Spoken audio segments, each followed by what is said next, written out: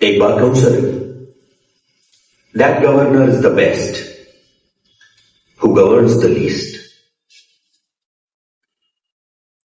आपण आत्ताच जी क्लिप बघितली तिथे म्हटलं गेलंय, तिथे एक फ्रेज आलेली, that governor is best who governs list, अशी आता आपण तुम्ही क्लिप बघितली. तर ते जे फ्रेज त्यांनी जे म्हटलं, ते सेंटेन्स जे म्हटलं त्यांनी, तर ते सेंटेन्स त्याचा अर्थ काय होतो तुम्ही अंदाज लावू शकता का? That governor is best who govern the list.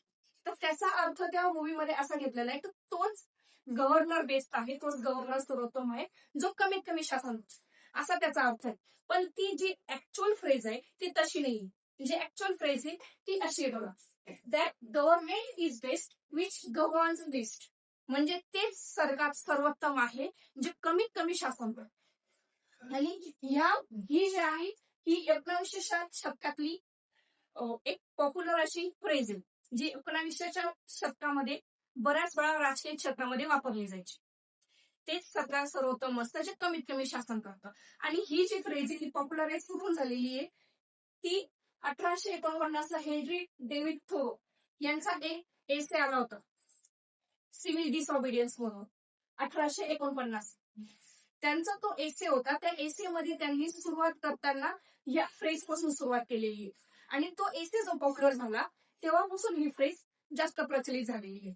आणि ऍक्च्युअल तुम्ही बघितलं तर ही डेव्हिड थोरो यांची पण नाहीये प्रॉपर. ही कोणाची आहे? ही ऍक्च्युअली एक मॅगझिन आहे, 1837 मधला एक मॅगझिन आहे फेमस असं, the United states magazine and democratic review. ह्या मॅगझिन मधली ती जी फ्रेज आहे ती हेनरी थोरो यांनी उचललेली.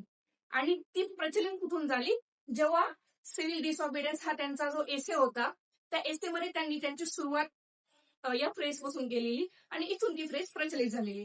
पण आता दिवसेंदिवस त्या फ्रेज मध्ये वापर करताना काय होतो, तिच्यामध्ये अपभ्रंश होतो आणि मग त्याचा असा अर्थ होतो. त्याचा अर्थ ऍक्च्युअल ती जी फ्रेज आहे तिचा मूळ अर्थ जो आहे तो असा आहे, that government is best which governs list.